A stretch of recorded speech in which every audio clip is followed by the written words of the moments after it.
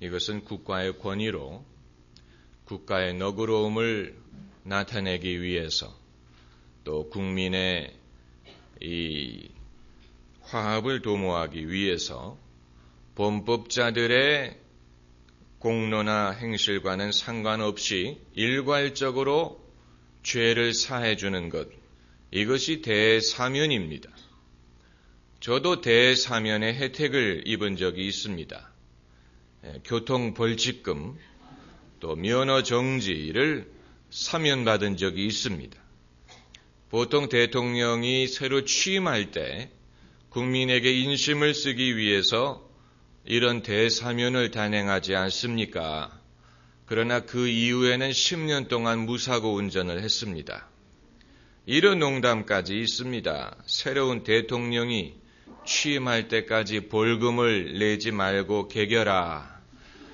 그러면 정권이 바뀔 때마다 선심성으로 대사면을 단행하지 않느냐.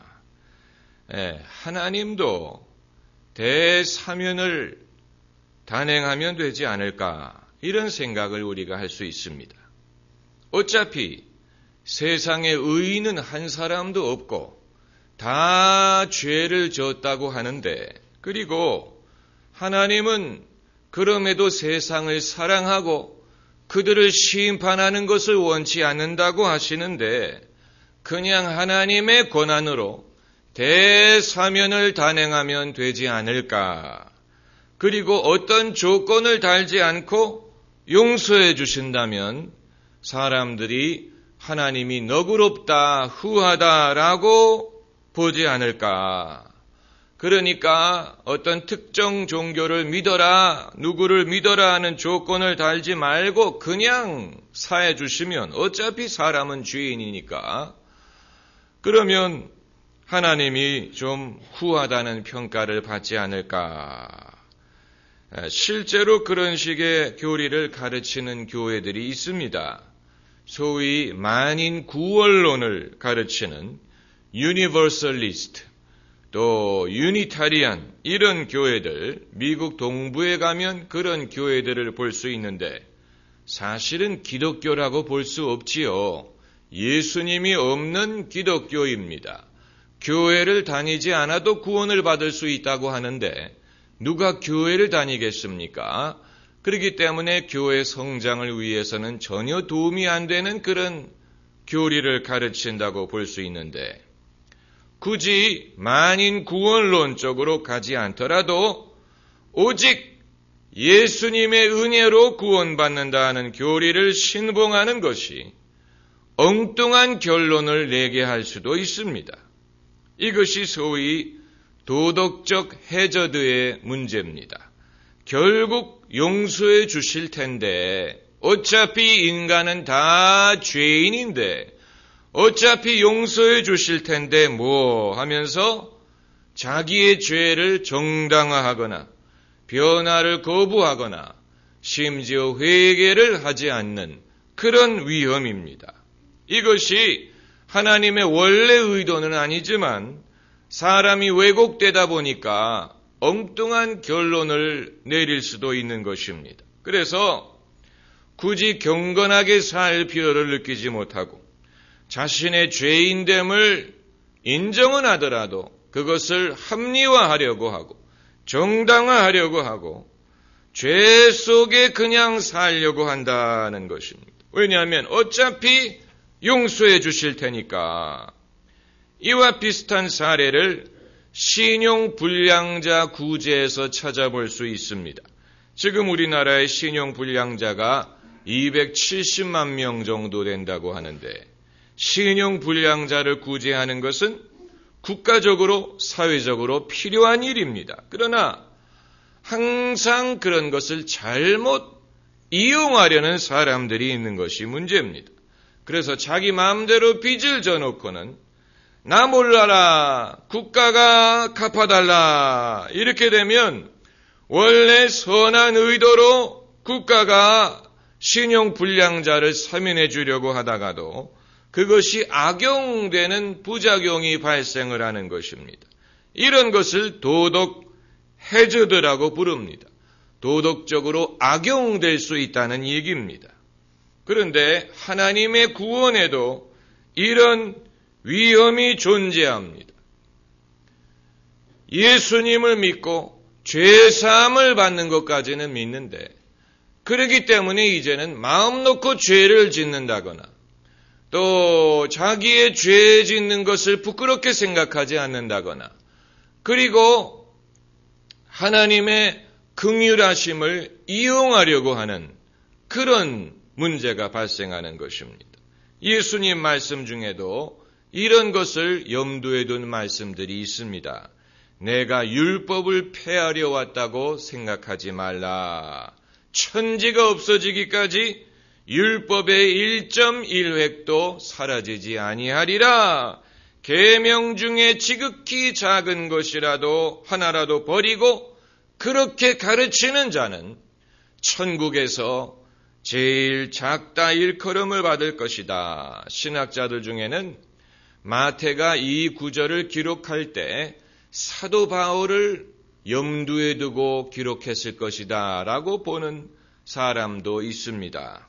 그러나 하나님이 어떤 말씀을 하시고 어떤 경고를 하신다고 해도 하나님의 선한 뜻을 악이용하려는 사람을 다 막을 수는 없습니다. 하나님이 인간을 구원하려는 당신의 뜻을 포기하면서까지 사람과 다툴 수는 없는 일입니다. 여러분, 지난 수십 년 동안 우리 정부는 소위 과외 사교육을 줄이기 위해서 별의별 대책을 강구했는데 그것이 별로 효과가 없었습니다.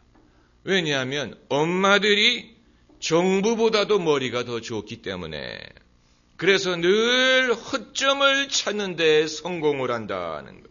이런 대책을 세우면 이런 허점을 찾아내고, 저런 대책을 세우면 또 이런 허점을 찾아내고 숨바꼭질하는 것처럼.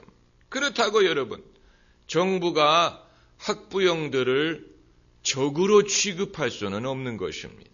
정부의 목표는 엄마들과 싸워서 이기는 것이 아니고 100년 대계의 교육 정책을 잘 세워서 학생들에게도 만족이 되고 엄마들에게도 만족이 되게 하면 그것이 정부가 역할을 제대로 하는 것이 되는 것입니다. 만약에 그게 아니고 엄마들을 적대시해서 그들과 싸우려고 한다든가 무슨 학원이라든가 사교육들과 싸우려고 한다면 그것은 국가에 도움이 되지 않고 국민들에게 복이 되지 않습니다. 하나님도 죄인들과 싸우려고 하지 않습니다. 하나님이 싸우시면 이깁니다. 당연하지요. 그러나 그것이 하나님에게 기쁨이 되지 않습니다. 그게 하나님에게 영광이 되지 않습니다. 하나님은 다 뜻이 있어서 인간을 만드셨는데, 하나님이 인간을 만드신 다음에 인간이 죄를 지었다는 이유 때문에 그들을 멸하신다면 그것은 인간을 만드신 하나님의 뜻이 무산이 되어버리는 것이고, 그것은 하나님의 영광을 가로막는 것이 됩니다. 하나님은 탕자가 돌아오는 것을 기뻐하시지 탕자가 망하는 것은 기뻐하지 않습니다. 탕자가 돌아와야 잔치를 열고 탕자가 돌아오기를 하나님은 기다리십니다. 하나님도 그것을 믿으십니다.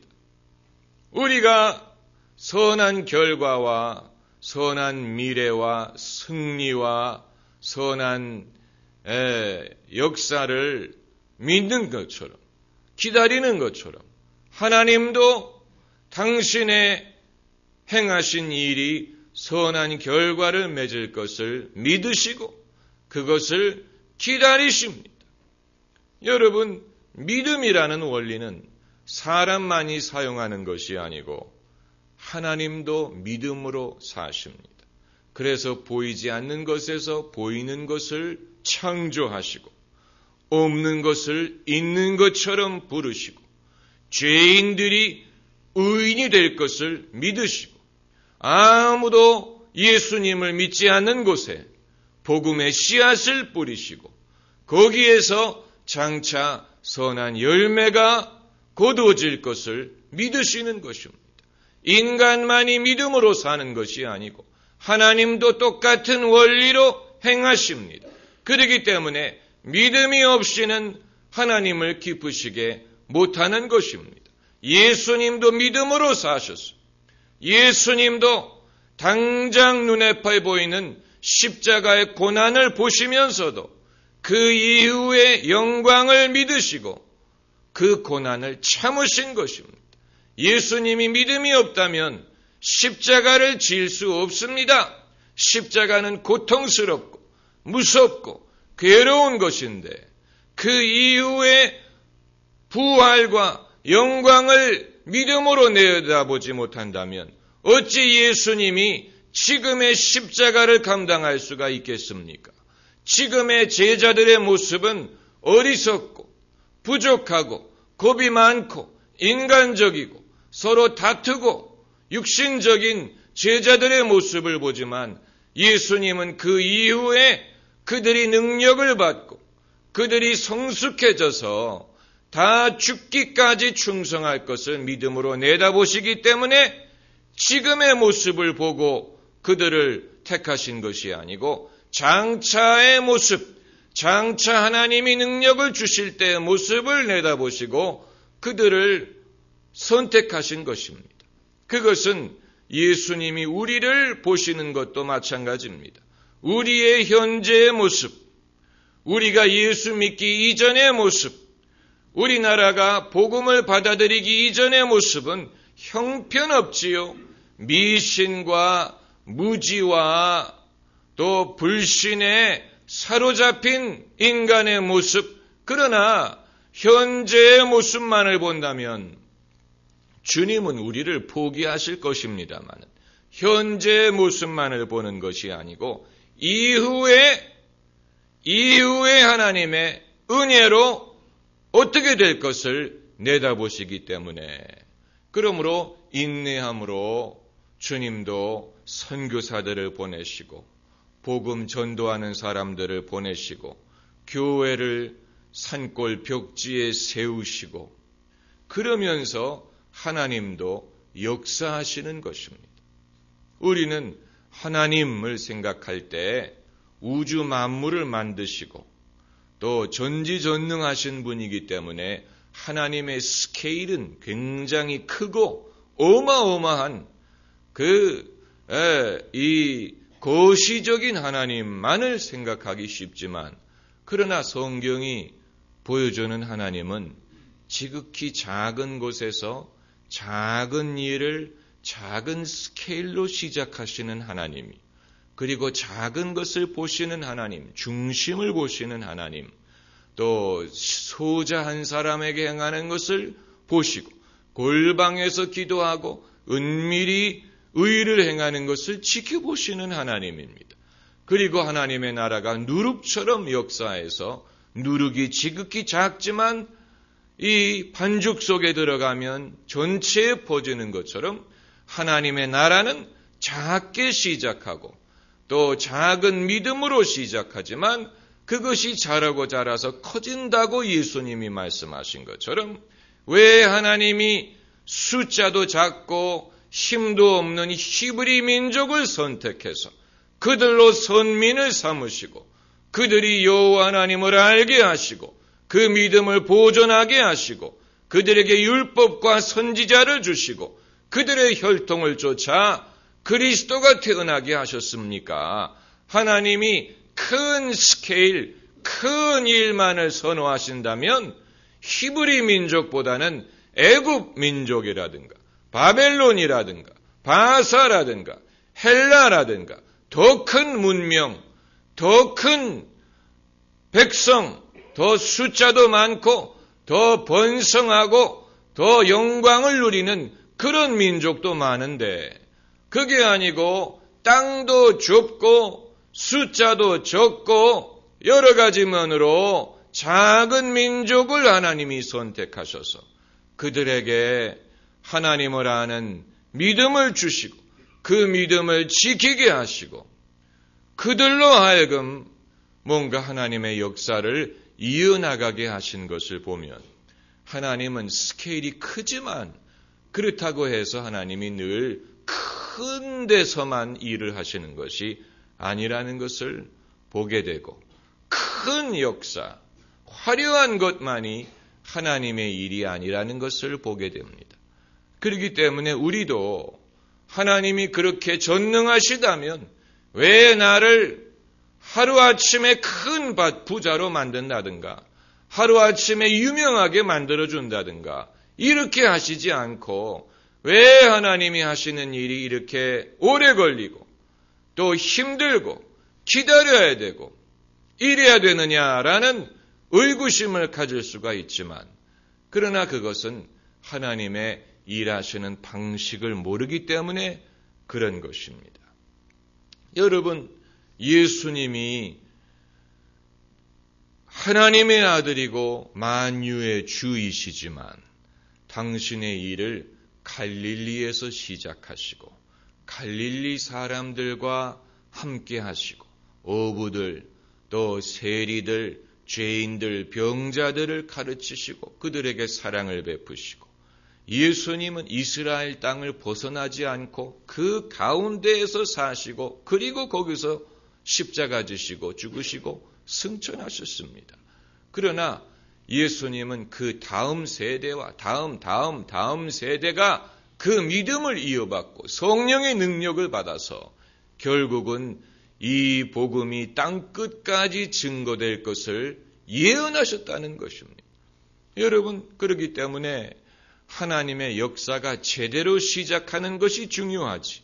사람이 성급하게 뭔가 결과를 지향하고 기다리지 못하고 빨리 뭔가 좋은 실적을 올린다든가 소원을 이룬다든가 이렇게 생각하게 되면 여러분 그것은 하나님보다도 앞서가는 것이고 그리고 그것은 하나님도 원치 않고 하나님에게 영광이 되지 않고 오직 우리의 육신의 욕심을 만족시키는 것뿐입니다. 그것은 사람의 어떤 교만에서 시작된다고 밖에 볼 수 없습니다.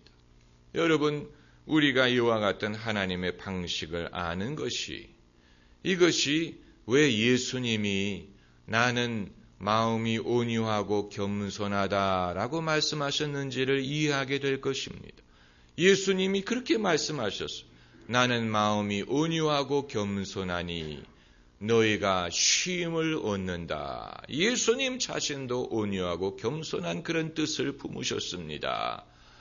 여러분, 이것이 하나님의 방식입니다. 우주 만물만을 봐서는 그것을 알 수가 없는데 계시된 하나님의 아들을 통해서 하나님의 성품, 하나님의 일하시는 방법, 그리고 하나님의 품은 뜻을 우리가 알 수가 있게 되는 것입니다.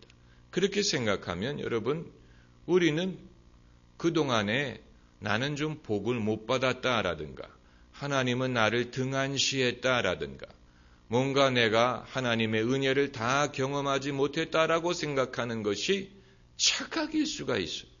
내가 스스로 뭔가 너무 서두른다든가 하나님의 역사를 이해하지 못한다든가 뭔가 남들을 잘못 보고 그렇게 일이 되어야만 하나님의 능력을 경험하는 것이라고 생각한 것이 섣부른 것이었다는 것을 알 수 있게 되는 것입니다.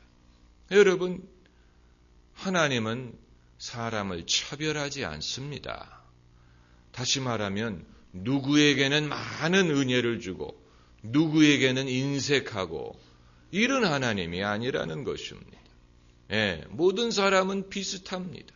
다 비슷한 환경에서 시작하고 비슷한 상황에서 믿음을 지키고 비슷한 상황에서 순종하고 비슷한 여건에서 일하는 것이지 누구는 특별한 혜택을 누려서 하나님이 그에게만 도움을 주고 그에게만 사랑을 쏟고 나머지는 소홀히 여기고 이게 아니에요.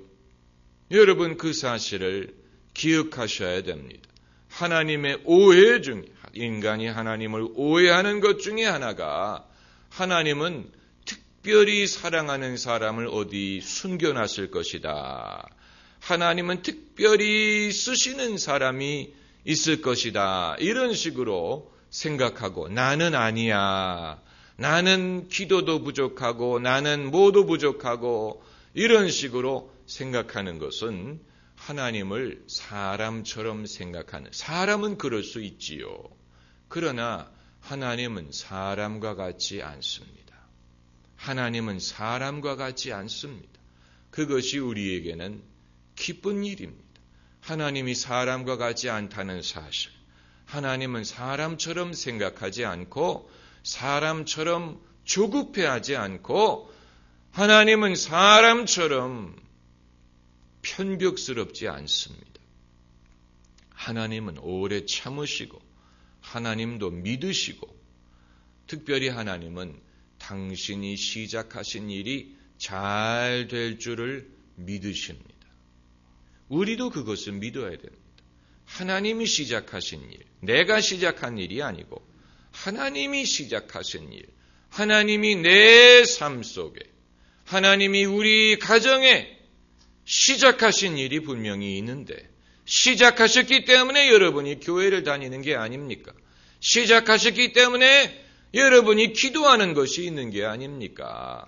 시작하셨기 때문에 여러분에게 믿음이 있는 것이 아닙니까? 그것이 잘 될 줄을 믿어야 됩니다. 그게 믿음이, 하나님도 그것을 믿으신다면 우리도 그것을 믿어야 되고, 그래서 하나님의 뜻과 우리의 믿음과 순종이 서로 합해서 그 결과를 선하게 이룰 수 있게 되는 것입니다. 그런데 만일 우리가 자꾸만 마음을 돌이키고 회의에 빠지고 불평하고 낙심하게 되면 하나님은 가자 하시는데 우리는 잠깐만요, 글쎄요, 생각해보고요, 저 피곤해요, 아닌 것 같아요 하게 되면 여러분, 사람도 누가 자꾸만 뒤로 빼면 나중에는 지치지 않습니까? 예, 하나님도 그렇게 되면 실망을 하시는 것입니다. 이스라엘 백성과 하나님과의 관계는 지속적인 그런 관계입니다. 하나님은 앞으로 가자, 가나안 땅으로 들어가자, 우리가 건너편으로 건너가자 하는데 사람들은 늘 안 될 것 같은데요. 우리가 죽게 되었는데요. 애굽이 더 좋았는데요. 애굽에서 고기를 마음껏 먹던 때가 좋았는데요. 이렇게 하게 되니까 하나님도 지치고 때로는 진노하실 때도 있었던 것이지요. 그러나 중요한 것은 하나님이 우리와 함께 가시기를 원하신다는 사실이, 적어도 인간의 삶에 있어서만큼은 하나님도 아직 끝내지 않은 프로젝트가 있습니다.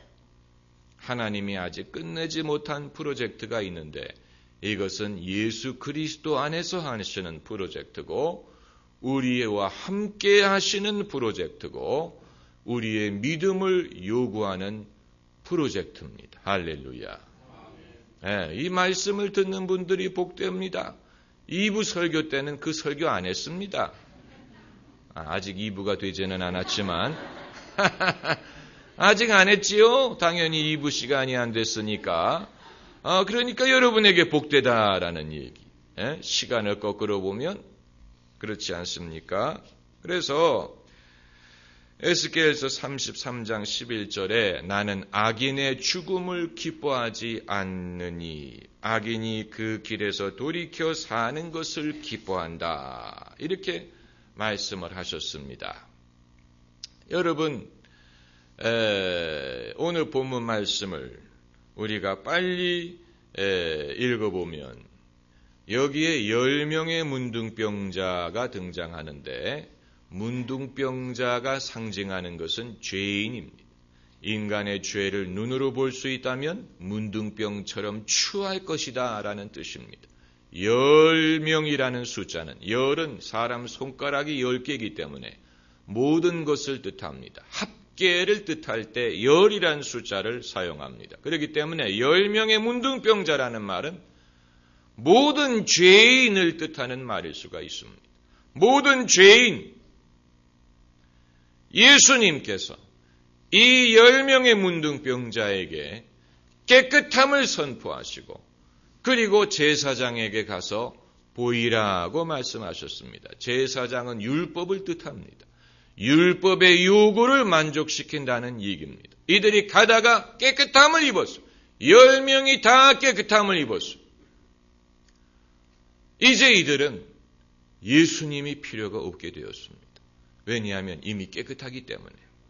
이들이 떠나간다고 해서 도로 문둥병이 찾아오는 것이 아니에요. 반대로 예수님께 돌아온다고 해서 더 깨끗해지는 것도 아니에요. 이미 예수님의 은혜로 깨끗함을 입었어요. 이것이 이제 그리스도인의 유혹입니다. 예수님의 은혜를 우리가 믿습니다. 그래서 그 은혜로 죄사함을 받는 것을 믿습니다. 그런데 그 은혜가 하도 크다 보니까 예수님을 믿는 것만으로 우리가 죄사함을 입고 이 죄사함은 돌이킬 수 없는 것입니다. 한 번 깨끗해지면 영원히 깨끗한 것입니다. 해병대와 똑같아요. 한변 해병은 영원한 해병. 죄 씻음도 한 번 죄사함을 받으면 영원히 죄사함을 받습니다. 이러다 보니까 예수님의 은혜를 의지하는 것이 오히려 예수님이 이제 필요 없이 된다는 그런 역설적인 생각을 하게 할 수도 있는 것입니다. 이 문둥병자들이 다시는 예수님께 돌아올 필요가 없었던 것처럼 예수님의 은혜를 강조하다 보니까 이제는 이미 죄사함 받았는데 예수님께 돌아간다고 더 깨끗해지는 것도 아니지 않느냐. 이런 이제 유혹이 생기는 것입니다. 그런데 10명 중에 한 사람만이 돌아왔어요. 그 사람은 사마리아 사람이었는데 예수님이 그를 보시고 10명이 다 깨끗함을 받지 아니하였느냐. 그러나 이 이방인 외에는 9명은 어디 있느냐. 예수님의 섭섭함이 배어있는 말씀이지요. 그러나 예수님이 섭섭해 하신다고 해서 나머지 9명이 도로 문둥병자가 되는 건 아닙니다. 여기에서 이제 참 크리스찬은 어떤 사람이냐 하는 것을 볼 수 있습니다. 참 크리스찬은 죄사함을 받은 것뿐만이 아니고 예수님과 동행하고 예수님과 함께하는 사람이라는. 이제 이것은 신학적인 문제가 될 수 있습니다. 그래서 이 문둥병자에게 사마리아 사람에게 예수님이 내 믿음이 너를 구원하였다. 내 믿음이 너를 구원하였다라고 말씀하셨지요. 여기에서 우리가 신학적인 질문을 하는 것입니다. 죄사함을 받는 것과 구원을 받는 것이 다른 것일까? 왜냐하면 10명이 다 깨끗함을 받았다고 했는데 그 중에 한 사람 예수님에게 돌아온 사람에게만 예수님은 내 믿음이 너를 구원했다라고 말씀하신 것을 보면은 뭔가 인간이 그저 죄에서 사면을 받는 것과 구원을 받는 것은 별개의 문제가 아닐까. 이것은 이제 우리가 천국 가면 주님께 여쭈봐야 될 그런 질문이지만 한 가지 분명한 것은 하나님께서는 그저 우리의 죄를 씻기기 위한 방편으로 예수님을 보내신 것이 아니고 우리가 예수님을 사랑하고 섬기고 구주로 모시게 하기 위하여 예수님을 보내주셨다는 사실이에요. 이것을 믿음으로 보시는 것입니다. 그래서 살해하기 위하여 감사하기 위하여 예수님께 돌아온 이 사마리아 사람에게 예수님이 내 믿음이 그때 비로소 믿음이란 단어를 사용하시 내 믿음이 너를 구원하였노라. 여기에 참된 믿음이 있고 여기에 참된 그리스도인이 있습니다. 할렐루야. 기도하십시오.